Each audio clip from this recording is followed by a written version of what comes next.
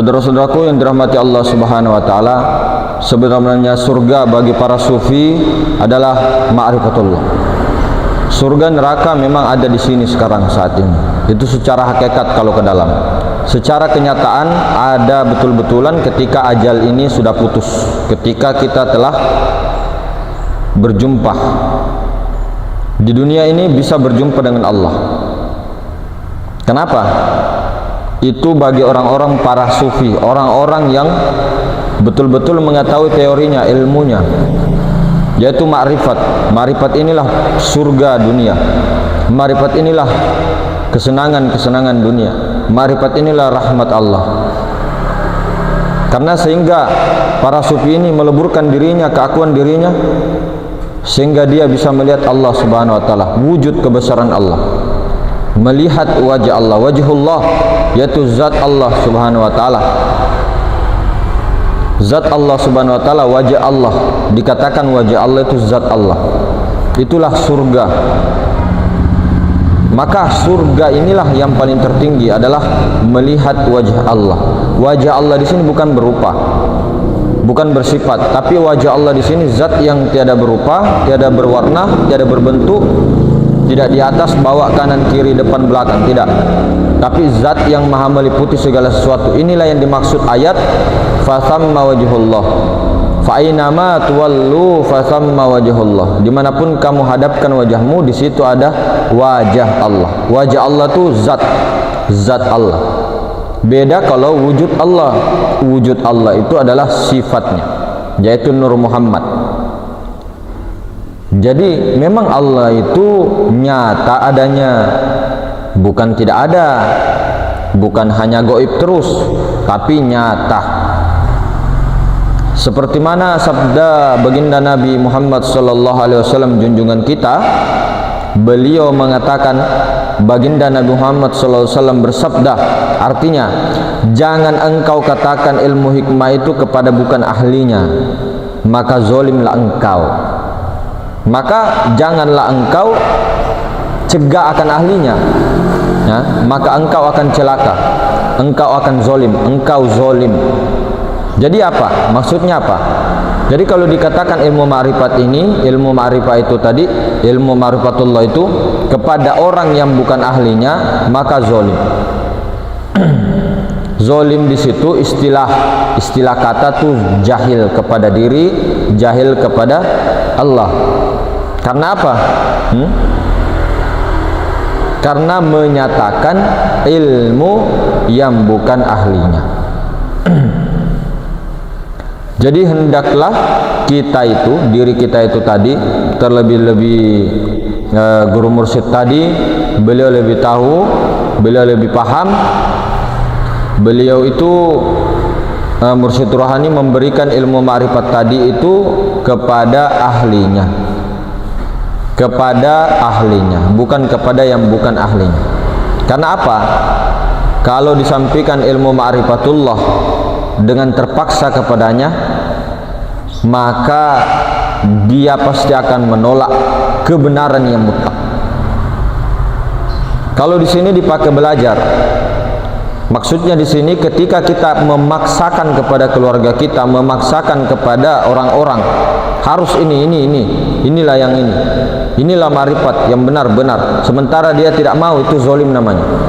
Kalau dia tidak mau, jangan dulu berikan, jangan berikan, kecuali dia sendiri yang meminta, dia sendiri yang mau, dia sendiri yang mau belajar. Kalau kita memaksa-maksa mereka, jangan, diam saja. Itu karena apa? Ini mutiara, Cis, ini mutiara. Lah kok mas, kok di YouTube dibuka ilmu ma'rifat? Kalau saya tidak buka ini, apakah ada yang bisa menjamin ilmu ma'rifat tertutup di YouTube? Tidak kan? Malah semakin dilarang, semakin Allah Ta'ala tampakkan ilmu ma'rifat itu. Karena kenapa? Sudah masanya. Kenapa? Pada zaman dahulu banyak disembunyikan karena takut, bukan takut dibunuh dan sebagainya, tidak. terjadi fitnah karena masih sedikitnya orang-orang yang mengambil daripada ilmu tauhid, mengambil ilmu ma'rifat. Kalau sekarang di mana-mana, di TikTok ma'rifat, di Facebook ilmu ma'rifat ada, di Instagram ilmu ma'rifat ada, di YouTube lebih-lebih ada. Jadi sekalipun saya tutup channel ini dan saya diam, siapa yang bisa menjamin terhapus semua? Justru siapa yang bisa menjamin tidak ada lagi yang membahas ilmu ma'rifat di YouTube? Kalau antum memandang kita sebagai makhluk, maksudnya dengan pandangan makhluk, dengan pandangan mata kasar, maka yang berbicara ini makhluk. Tapi kalau tembus basironya, orang-orang pasti paham siapa sih yang mau diprotes. Yang memprotes siapa, yang diprotes siapa. Kalau kita bicara ilmu ketuhanan loh ya, ilmu hakikat. Jadi bagi saudara-saudara para pecinta ilmu ketuhanan, para pecinta ilmu tasawuf, ya, bagaimana dapat menuntut ilmu pengetahuan tadi kepada ahlinya, bukan kepada di luar ahlinya. Tuntutlah, kata Rasulullah, kepada ahlinya, bukan kepada bukan ahlinya. Tuntutlah itu kepada ahlinya. Bagaimana caranya? Bagaimana caranya untuk mendapatkan itu? Sementara kita ini tidak tahu yang mana sih yang benar dan sebagainya. Yakini apa yang menurut kau benar. Kemudian ikuti orang-orang yang telah sukses. Siapa yang telah sukses? Apa keyakinanmu? Apa keyakinanmu? Kitabmu Al-Quran kah atau apakah? Kitab apakah? Nah, ikuti itu. Apa itu? Dijelaskan di situ. Yaitu orang-orang yang telah diberi nikmat, orang-orang yang lurus, ihdinas siratal mustaqim. Siapa yang lurus itu? Ialah para nabi, para rasul, para sahabat, para aulia, para syuhada, para siddiqin, al ulama warasatul anbiya. Karena Nabi telah jelaskan pada masa beliau ada, nanti wahai sahabatku, wahai sahabat-sahabatku, ketahuilah umatku nanti yang aku paling takutkan itu bukan Dajjal. Yang paling aku takutkan adalah umatku yang dipengaruhi oleh ulama-ulama su'u. Dengan ulama-ulama su'u seperti ini, ciri-cirinya ini, dia itu menghakimi saudara-saudaranya sendiri, sesama muslim. Dangkalnya ilmu pengetahuan yang dimiliki, baru belajar, begitu mudah menyalahkan orang lain. Seperti contoh, oh kamu kafir, kau kafir, dan lain-lain sebagainya. Itu kafir, itu sesat. Karena apa? Sedikit ilmu pengetahuan, saking sedikitnya. Karena apa?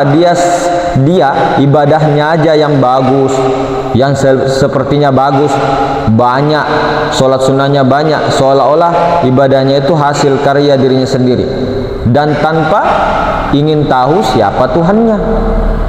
Inilah orang-orang yang abid, ahli ibadah yang tidak tahu Tuhan,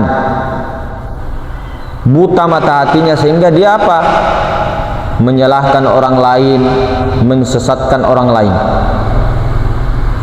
Ilmu ma'rifat ini betul-betul hidayah daripada Allah Subhanahu wa ta'ala. Ma'rifat itu kehendak Allah, bukan kehendak kita, bukan kehendak manusia. Jadi hidayah itu memang datang daripada Allah. Cuma bukan berarti kita ini hongkang-hongkang kaki, tidak dicari dan sebagainya, tidak. Karena yang mencari itulah yang dicari. Karena kalau diibaratkan syariatnya laksana batang tubuh yang tidak dikasih makan, akhirnya mati. Dia makan tidak makan ya, mau tidak mau ya makan. Makan tidak makan, batang tubuh ini, diri kita ini akan mati. Itu secara syariat, secara logika. Nah, cuma kalau kita menunggu hidayah, niscaya kita itu seperti orang lapar. Batang tubuh tidak dikasih makan, kita lapar sampai betul-betul kurus sampai mati. Jadi hidayah itu dicari gitu loh. Tapi dicarinya itu bukan kita merasa mencari, tapi yang dicari itu yang mencari begitu loh. Jadi tetap ada ikhtiar yang Allah Ta'ala ciptakan. Tapi ikhtiarnya ini ikhtiarnya Allah, bukan ikhtiar kita. Kita sadari bahwa kita diperjalankan. Kita tidak bisa berjalan, kita tidak berkuasa, yang berkuasa Allah, yang memperjalankan Allah. Carilah guru mursyid rohani yang jelas, yang pasti, yang tahu ahlinya, yang beradab kepada baginda, yang beradab kepada seluruh manusia di muka bumi. Jadi dia tidak membenci satu manusia pun di muka bumi, satu manusia pun, siapapun. Jadi begitulah. Cari itu. Jadi betul-betul ilmu-ilmu ma'rifat ini beda daripada yang lain. Guru mursyid yang pegang ini, dia ketika itu, ketika dia mau meninggal, dia tidak akan simpan untuk dirinya. Pasti dia sampaikan kepada muridnya, khalifahnya, wakilnya, dengan sebenar-benarnya. Mursyid-mursyid yang kaji diri itu, yang ma'rifat itu, pasti tidak ada setetes pun yang disembunyi.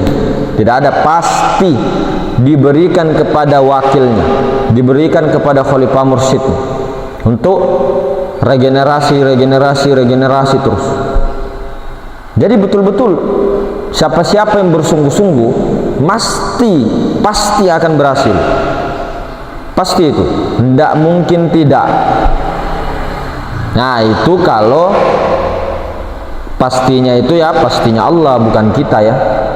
Nah, itu kan sudah dijelaskan Allah itu di dalam hadis, di dalam Al-Qur'an, walladzina jahadu fina lanahdiyannahum subulana.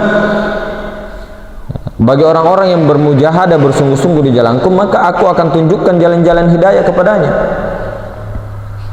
Manjada wajada, barang siapa bersungguh-sungguh pasti akan berhasil. Ini Nabi, baginda Nabi SAW bersabda daripada Allah, kalamnya daripada Allah, kemudian bertajalli kepada baginda Nabi.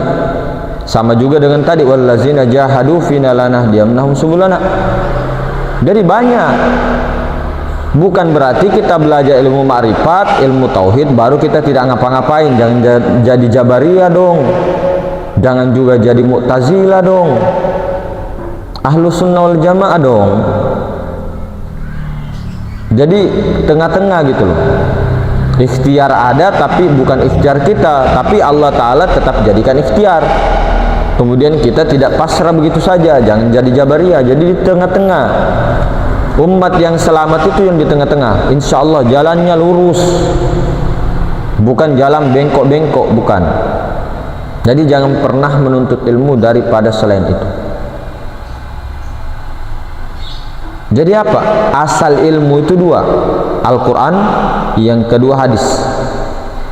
Kemudian ada ijma' dan qiyas. Jangan pernah menuntut ilmu selain daripada itu. Kemudian timbul pertanyaan, apakah kitab-kitab Ma'rifatullah karangan para sufi, para arif billah itu salah? Sementara itu beliau karangan daripada ulama sufi, orang-orang arif billah itu tadi, itu merupakan sebenarnya bagian daripada Al-Quran dan hadis, baik yang tersurat maupun tersirat. Karena apa? Al-Quran itu sudah jelas, yang tersurat itu 6.666 ayat ya, kurang lebih ya. Itu yang tersurat. Yang tersirat itu tidak terhingga, saudaraku. Jadi jangan definisikan ke Al-Quran hanya 6.666. Itu yang tersurat. Yang tersiratnya tidak terhingga. Maka para wali Allah, kitab-kitab seperti Al-Hikam, kitab-kitab Datuk Sanggul, Babul Haq dan sebagainya, kitab apapun itu, kitab-kitab ininya ulama-ulama kita, Futuhat Asroriyah, kitab Sirul Asror, semuanya itu merujuk kepada Al-Quran dan hadis, bukan pendapat mereka sendiri.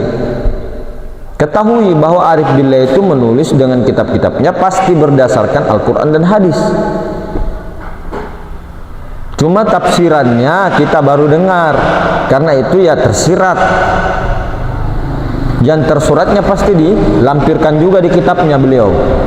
Tapi yang tersirat ini yang kita tidak tahu. Jelas yang tersurat tadi 6.666, tapi yang tersirat itu tidak terbatas. Maka asal agama itu asasnya, asas yang paling pokok, itu sebenarnya betul-betul harus diketahui bahwa inilah pondasi, yaitu ma'rifat yang pertama. Pondasi mengenal akan dirinya, mengenal asal dirinya. Ini pondasi sebenarnya, pondasi agama ini. Pondasi sebelum beragama, berkeyakinan. Kenali dari mana asal diri kita, siapa sebenarnya kita ini. Nah, kembali kepada awal din ma'rifatullah, awal agama mengenal Allah.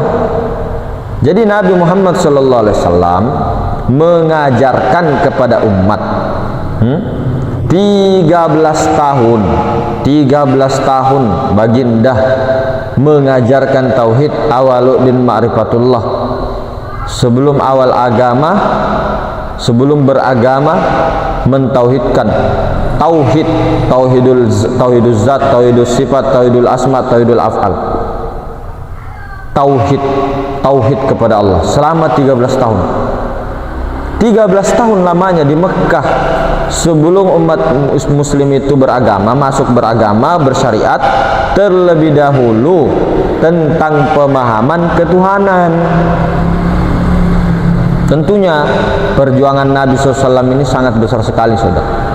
Dibanding apa kita sekarang, tidak menemukan halangan rintangan apa-apa dalam beribadah. Mau taat kepada Allah, apalagi untuk mengenal Allah, tidak ada. Nabi penuh dengan perjuangan mentauhidkan keesaan Allah Subhanahu wa taala, meninggikan kalimat Allah. Sebelum adanya ini, sebelum adanya syariat semuanya, Nabi Muhammad SAW mengajarkan ilmu ma'rifat kepada umat, karena awal agama mengenal Allah. Awal agama itu pondasi. Jadi Nabi SAW mengajarkan kepada umatnya tentang pengenalan diri kepada Allah Subhanahu wa taala. Mana jalannya? Nabi sudah nyatakan, kenal dirimu maka engkau akan mengenal Tuhanmu.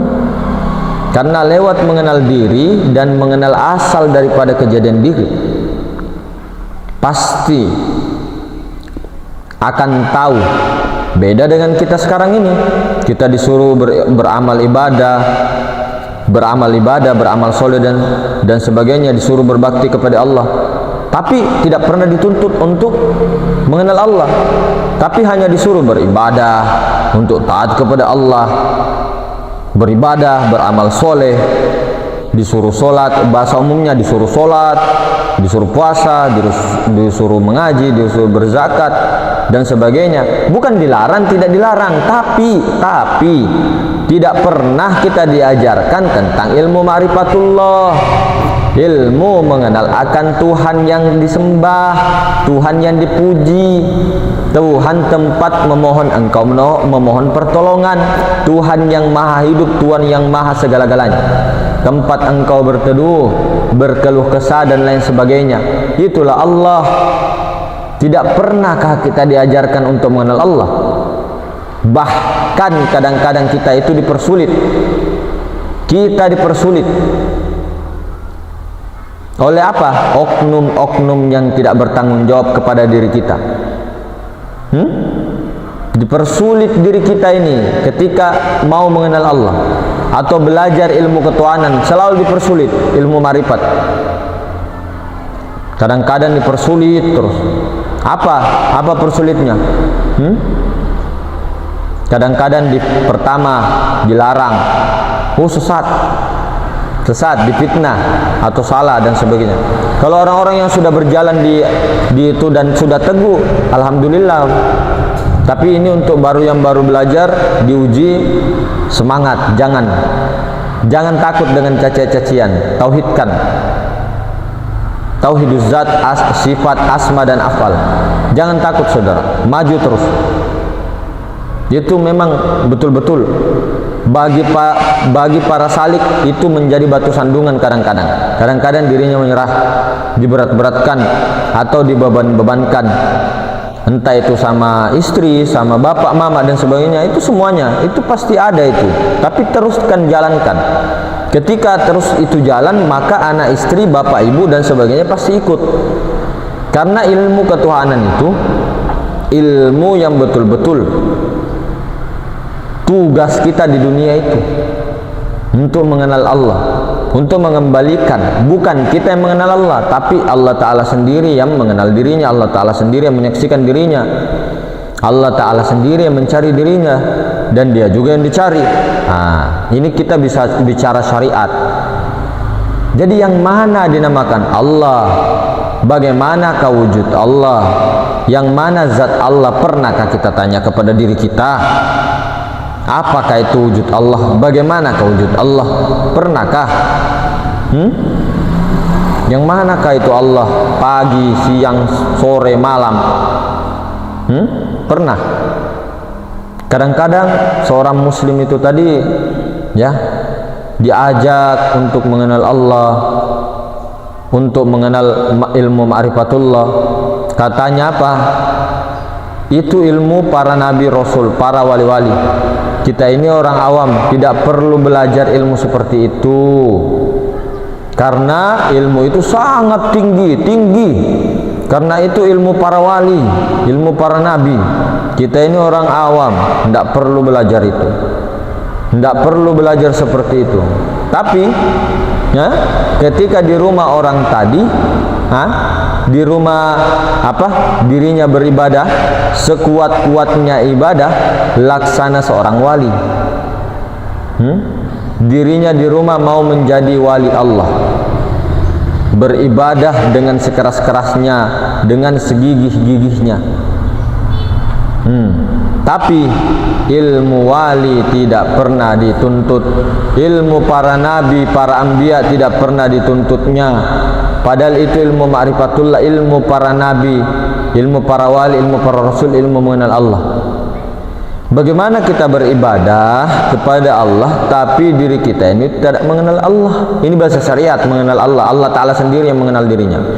Inilah yang terjadi kepada kehidupan kita, banyak menemui seperti itu. Jadi bijaklah, ariflah kepada diri kita. Jadi ketika hendak ingin tolak ukurnya ya mau ya pakai ilmu-ilmu nabi, para rasul, para wali. Bukan menuntut marifat mau jadi wali, tidak. Tapi engkau ketahui kita, diri kita, bahwa seharusnya orang-orang yang hendak betul-betul mematikan keakuan Adam pada dirinya, mengembalikan itu semua hanya dengan ilmu ma'rifatullah. Selain itu tidak bisa. Mau pakai ilmu syariat tidak bisa.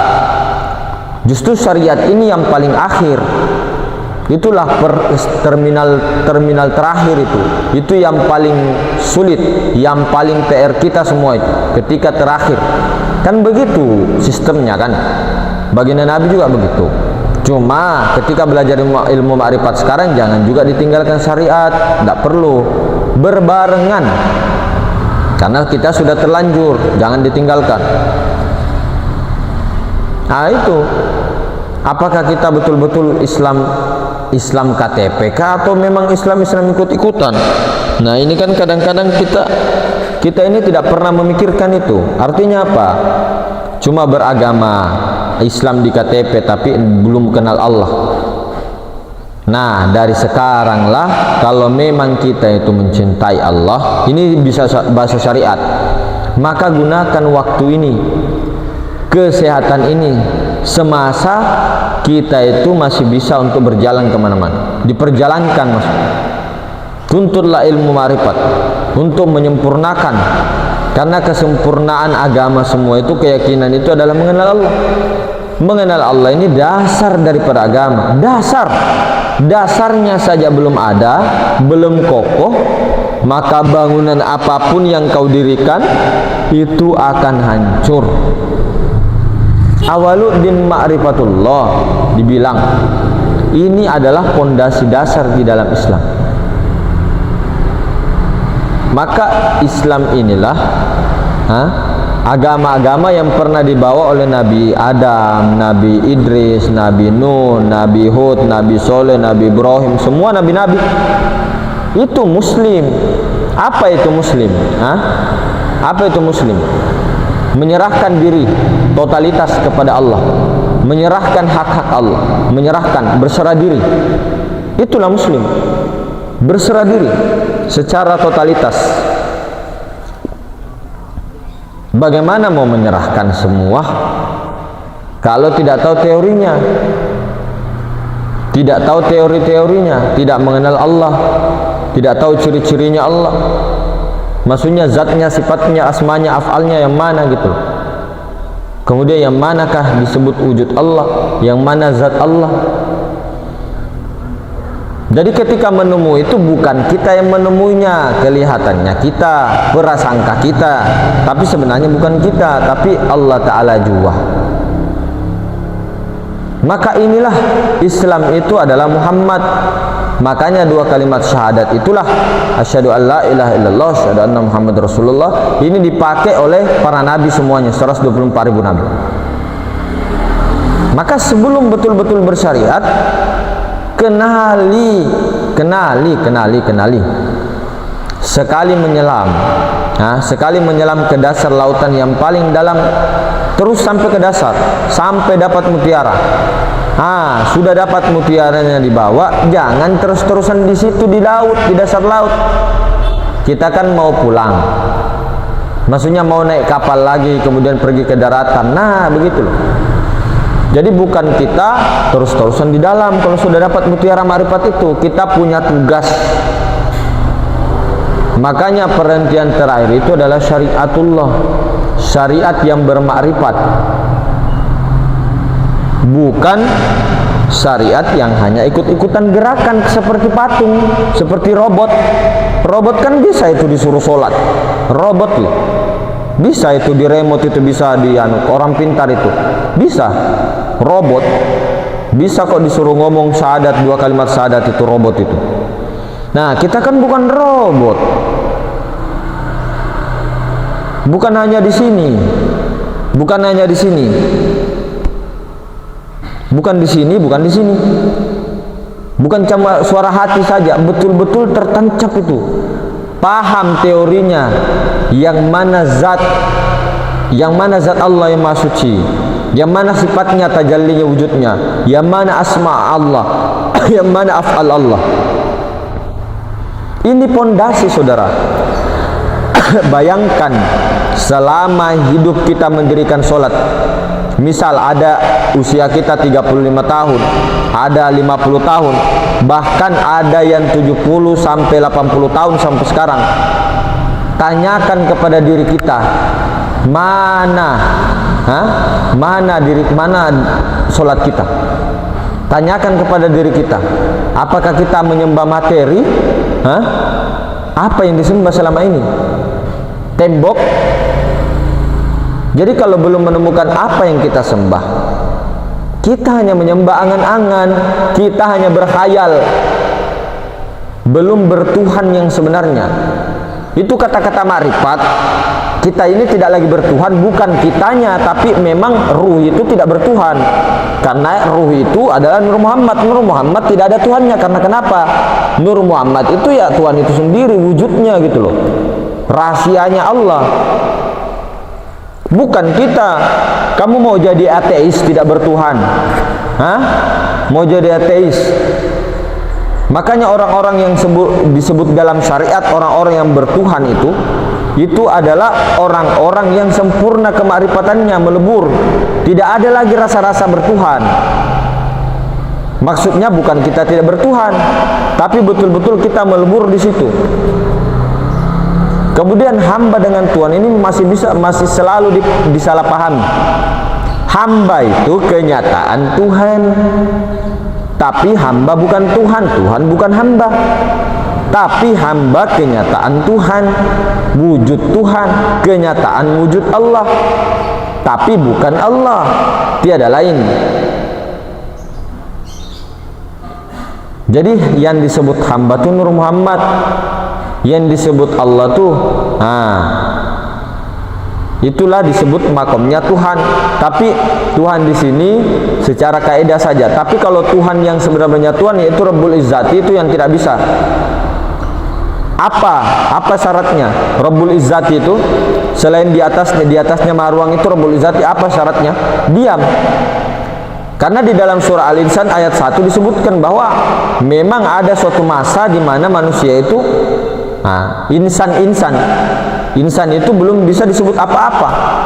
Nah, maksudnya itu insan itu Nur Muhammad yang belum ada, belum bertajalli. Nur Muhammad yang sebelumnya, Nur Muhammad yang belum bertajalli, maksudnya itu Nur Muhammad yang belum menjadi Nur Muhammad gitu loh. Nur Muhammad ini kan tiada lain daripada zat Allah. Zat Allah tiada lain daripada Rabbul Izzati. Nah, itu loh. Nur Muhammad inilah ya Rabbul Izzati sebenarnya. Nur Muhammad inilah dalam secara hakikat ya Rabbul Izzati. Nur Muhammad ini ya secara hakikat ya Nur Zat Ilahi, Nur Zat Maha Ruang. Maha Ruang ini ya tajalli daripada Rabbul Izzati. Makanya jangan cari Rabbul Izzati. Cuma jangan tertahan di Nur Muhammad, jangan tertahan di Nur Zat, jangan tertahan di situ. Naik lagi. Naiknya pun cukup paham bahwa di atas Maha Ruang ada yang tidak bisa disebut. Makomnya diam. Disebut salah, dihayalkan salah, dirupa-rupakan salah. Pokoknya apapun yang tersebutkan tentang Rabbul Izzati salah. Tidak ada. Itu tidak bisa disebut apa-apa. Nah, sudah selesai sampai situ. Kita lebur di situ sehingga zat Allah yang menyaksikan wujudnya sendiri, zahir batin. Maka inilah yang sebenarnya harus diusahakan. Diusahakannya pun usahakan dengan usahakannya Allah. Maksudnya dengan ikhtiarnya Allah Ta'ala, bukan ikhtiar kita. Kita sadari bahwa Allah Ta'ala yang menggerakkan kita. Kitanya pun ini bahasa syariat. Kalau tidak ada bahasa syariat, bahasa-bahasa ini begini tidak bisa kita. Jadi betul-betul ya, sebenarnya kalau sudah jelas tauhid itu jangan lagi dibuyar-buyarkan. Jangan lagi, kecuali memang untuk belajar. Orang-orang yang belum paham, boleh kita bicarai terus tauhid itu. Bicarakan tentang terus ilmu ma'rifat boleh. Tapi untuk orang-orang yang betul-betul belum paham. Tapi kalau kita sesama paham semua di dalam, membicarakan terus ilmu ma'rifat nanti bengkok. Dibicarakannya maksudnya jangan dibicarakan itu bukan berarti tidak diulang-ulang. Beda loh. Beda diulang-ulang, dimutolaahkan, dikaji ulang sama diskusi ilmu ma'rifat. Ini pengalaman goblok sebenarnya. Orang diskusi ilmu ma'rifat sudah jelas loh. Didiskusikan ilmu ma'rifat. Ini jangan didiskusikan, ini tuh dikaji ulang.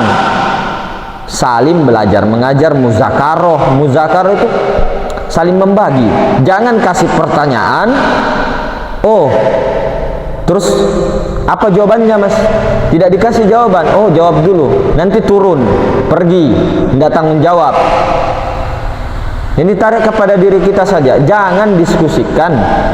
Ini bukan ilmu diskusi, ini bukan ilmu debat, ilmu ma'rifat ini.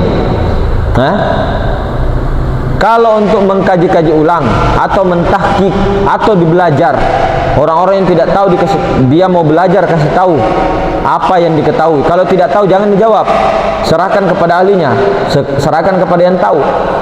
Jangan didiskusikan. La ilaha illallah.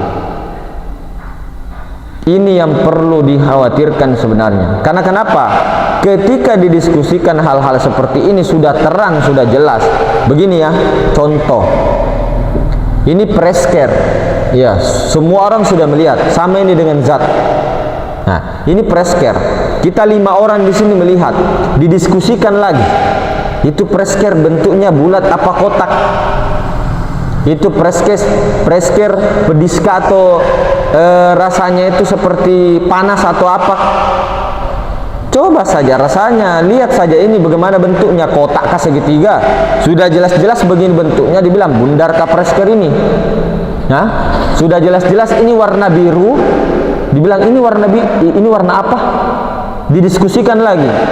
Warna apa ya itu? Subhanallah. Ini yang membuat rancu saudaraku sebenarnya.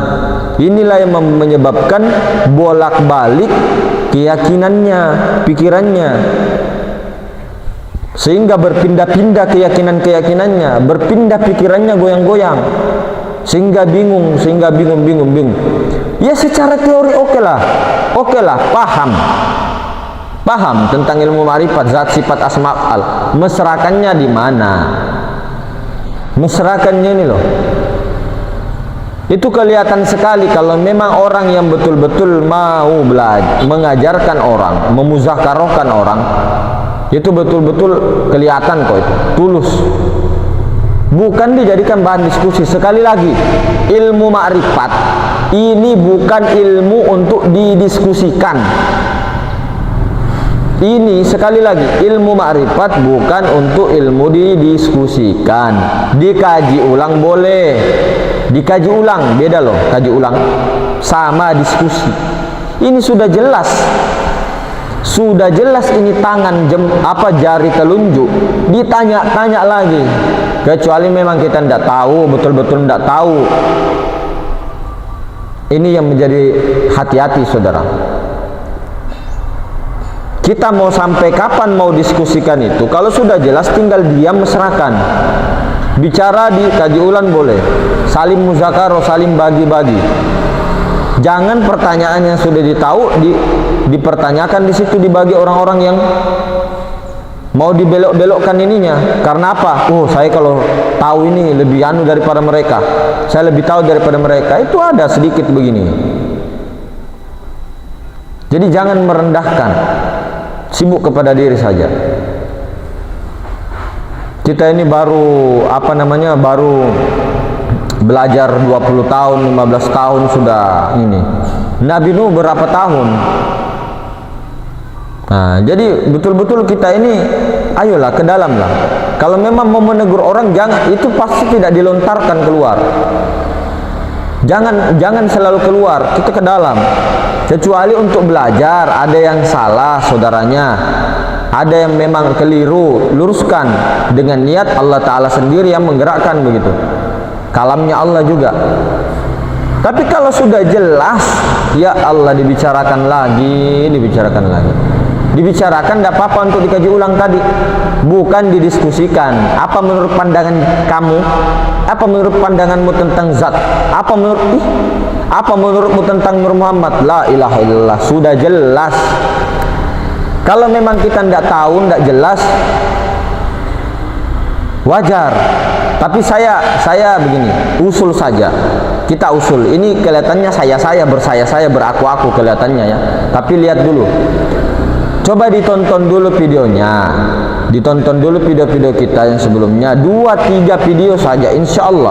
Kalau orang yang sudah betul-betul mau mengkosongkan, mau betul-betul belajar, betul-betul mau ilmu ma'rifat, bukan belajar sama kita, betul-betul mau, itu pasti masuk. 3 video saja sudah selesai. Tinggal dimesrakan. Begitu. Itu pesan saya.